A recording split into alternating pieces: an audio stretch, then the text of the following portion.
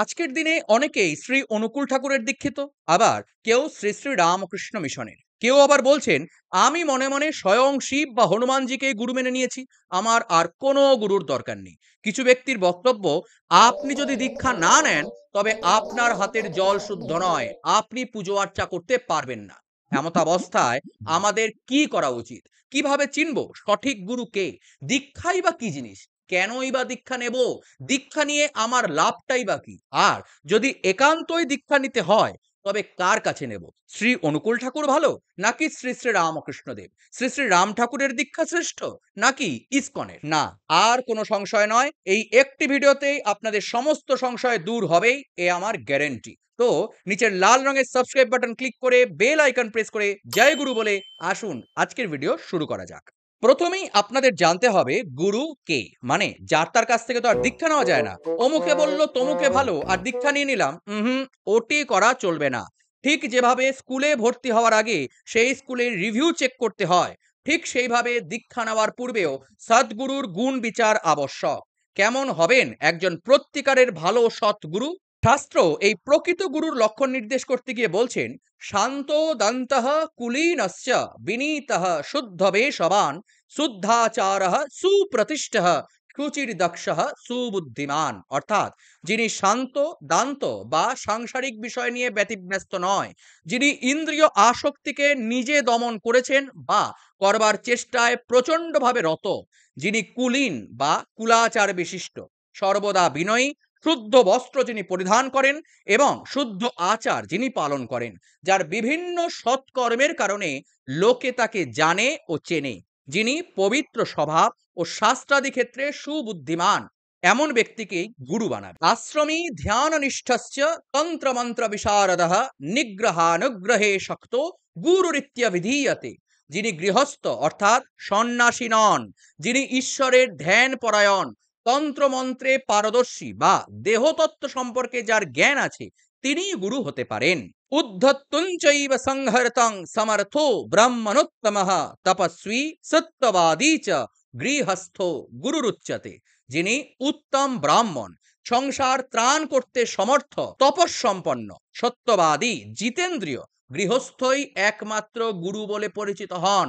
অবশ্যই নিচে কমেন্ট করে জানাবেন আপনি কার দীক্ষিত এবং এই গুণগুলি আপনার গুরুর মধ্যে আপনি দেখেছেন কিনা। যাই হোক, এবার অনেকের মনে হয়তো প্রশ্ন আসতে পারে, আমি এমন গুরুকে চিনব কিভাবে? মানে আমি তো যদি অঙ্ক নিজেই না জানি তবে অঙ্কের শিক্ষক ঠিক না ভুল তা আমি বুঝবো কিভাবে? ঠিক তেমনি আমি তো সাধারণ মানুষ, ভোগ বিলাসে লিপ্ত, পাপাদি কর্মে যুক্ত।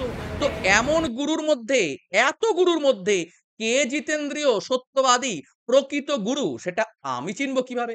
হ্যাঁ, এর উত্তরও দিচ্ছে শাস্ত্র। কথায় আছে, যেমন মানুষ তার সঙ্গীও তেমন হয়।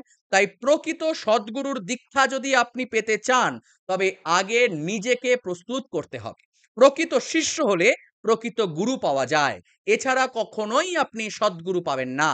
ঠিক যেভাবে প্রয়োজনীয় শিক্ষা লাভ করে পরীক্ষায় পাশ না করলে মেডিকেল কলেজে বা ইঞ্জিনিয়ারিং কলেজে চান্স পাওয়া যায় না, সেভাবেই নিজে প্রকৃত শিষ্য না হলে প্রকৃত গুরু কখনোই মেলা সম্ভব নয়। তাই শাস্ত্র প্রকৃত শিষ্যের লক্ষণও নির্দেশ করছেন, শান্ত বিনীতঃ শুদ্ধাত্মা শ্রদ্ধাবান ধারণক্ষমঃ সমর্থস্য কুলীনস্য প্রাজ্ঞা সচ্চরিতো যতিঃ এবমাদির গুণে যুক্তঃ শিষ্যো ভবতি নান্যথা।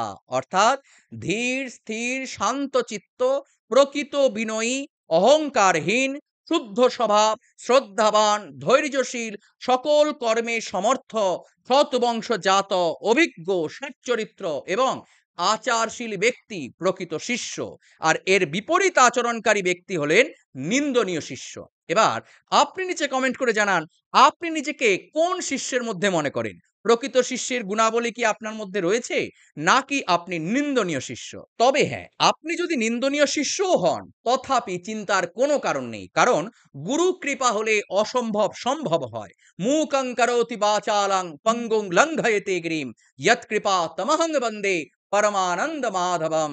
তার কৃপায় বোবাও বাচালতা করে আর পঙ্গুও পাহাড় চূড়ায় উঠে যায়। কিন্তু তার জন্য তো আমাদের তার কাছে যেতে হবে, আর এই তার কাছে নিয়ে যাওয়ার কাজটি করেন গুরু। হ্যাঁ, অখণ্ড মণ্ডলাকার চরাচর জগৎ ব্যাপ্ত ব্রহ্মপদ যিনি দর্শনে আমাদের সাহায্য করেন, বা সহজ কথায় বলতে গেলে যিনি আমাদের ভগবৎ প্রাপ্তির মার্গ দর্শন করান, তিনিই গুরু।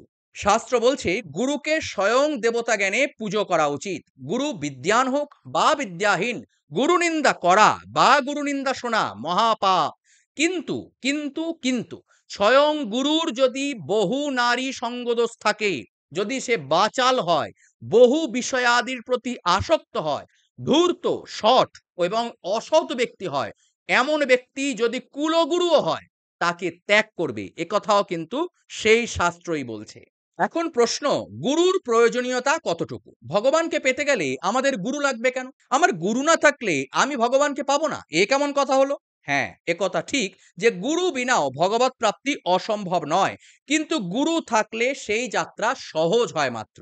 রবীন্দ্রনাথ ঠাকুর কোনোদিন বিদ্যালয়ে না গিয়েও কবিগুরু হয়েছিলেন, কিন্তু সেটা সকলের পক্ষে সম্ভব নয়। ঠিক যেভাবে মাধ্যমিক পরীক্ষায় পাশ করতে গেলে বিদ্যালয়ে অ্যাডমিশন নিতে হয়, ঠিক সেইভাবেই ভবসাগর পার হওয়ার পরীক্ষায় পাশ হতে গেলে দীক্ষা নিতে হয়। বিদ্যালয়ে ভর্তির পর ছাত্রছাত্রীকে শিক্ষাদান করেন শিক্ষক, সেভাবেই দীক্ষার পর শিষ্যকে বিধি বিধান শেখান গুরু। যেভাবে শিক্ষকের সাহায্যে কিছু মনোযোগী ছাত্রছাত্রী পরীক্ষায় পাশ করে আর অমনোযোগী ফেল করে, ঠিক সেইভাবে একই গুরুর দীক্ষিত হয়েও কিছু শিষ্য মুক্তি লাভ করেন, আবার কিছু শিষ্য সংসারের মায়াতেই আচ্ছন্ন থেকে যায়। ঠিক যেভাবে স্কুলে পাশ করবার জন্য বাংলা, ইংরাজি, হিন্দি, তামিল, তেলেগু বিভিন্ন ভাষার বিভিন্ন বোর্ড রয়েছে, ঠিক সেভাবেই শাক্ত, শৈব, বৈষ্ণব, বৈদিক, তান্ত্রিক, বীরাচারী, দক্ষিণাচারী, অঘোরী, শ্রীকুল, কালীকুল, অদ্বৈত, দ্বৈত, সরস্বতী, পরমহংস ইত্যাদি বিভিন্ন মাধ্যম রয়েছে, বিভিন্ন পরম্পরা রয়েছে এই অধ্যাত্ম জগতে। যে ভক্ত যেভাবে ভগবৎ প্রাপ্তির পথে এগিয়ে যেতে চান, তিনি সেই গুরুর দীক্ষা গ্রহণ করে সেই পথে এগিয়ে চলেন। তো এই হলো সহজ ভাষায় গুরুতত্ত্ব। যে ভাগ্যবান ভক্তের জীবনে একজন প্রকৃত সদ্গুরু লাভ হয়েছে, তিনি ভগবৎ কৃপা লাভ করেছেন, এ বিষয়ে কোনো সন্দেহ নেই। শাস্ত্র বলছে গুরু ব্রহ্মা গুরু বিষ্ণু গুরুদেব মহেশ্বর, গুরু সাক্ষাৎ পরম ব্রহ্ম, তস্मै শ্রী গুরবে নমঃ। অর্থাৎ গুরুই স্বয়ং এক শরীরে ব্রহ্মা বিষ্ণু মহেশ, গুরুদেব স্বয়ং পরম ব্রহ্ম, এ বিষয়ে কোনো সন্দেহ নেই। গুরু সেবাই স্বয়ং ভগবৎ সেবা। গুরুর তৃপ্তি হলেই ঈশ্বর তৃপ্ত হয়েছে, একথা বুঝতে হবে। গুরুর ওপর কেউ নয়, কোনো কালী, দুর্গা, কৃষ্ণ, রাধা, কেউ গুরুর ওপর নয়। গুরুই সবার উপরে, গুরু কৃপাহি কেবলম। নিচে কমেন্ট করে জানাবেন অবশ্যই আপনি আপনার গুরুকে ঠাকুরের সিংহাসনে ঠিক কোথায় রেখেছেন। এখনো পর্যন্ত তো আমরা জানলাম আমরা দীক্ষা নেব কিভাবে বা গুরুদেবের লক্ষণাদি কি। পরের ভিডিওতে আমরা জানবো গুরুদেব কিভাবে দীক্ষা দেন, দীক্ষা কত প্রকারের হয় এবং কোন পদ্ধতির দীক্ষা আপনার জন্য উপযুক্ত। যদি আপনি সেই ভিডিওটি মিস করতে না চান, তবে এক্ষুনি নিচের লাল রঙের সাবস্ক্রাইব বাটন ক্লিক করে বেল আইকন প্রেস করে সঙ্গে থাকবেন। ভিডিওটি ভালো লাগলে লাইক করবেন, শেয়ার করে সকলের কাছে পৌঁছে যেতে সাহায্য করবেন। আর যদি আপনি মনে করেন এই চ্যানেলকে আপনার সাপোর্ট জানাতে চান বা আমি এর যোগ্য, তবে সামান্য মূল্যের বিনিময়ে নিচের জয়েন বাটন থেকে আপনার সাপোর্ট জানাতে ভুলবেন না। আপনার এই সাপোর্ট আমায় আরো এগিয়ে যেতে, আরো মূল্যবান তথ্য আপনাদের কাছে পৌঁছে দিতে সাহায্য করে। আর নিচে জয় গুরু কমেন্ট লিখতে ভুলবেন না। দেখা হচ্ছে পরবর্তী ভিডিওতে। নমস্কার, জয় গুরু, জয় সনাতন, জয় সনাতনী।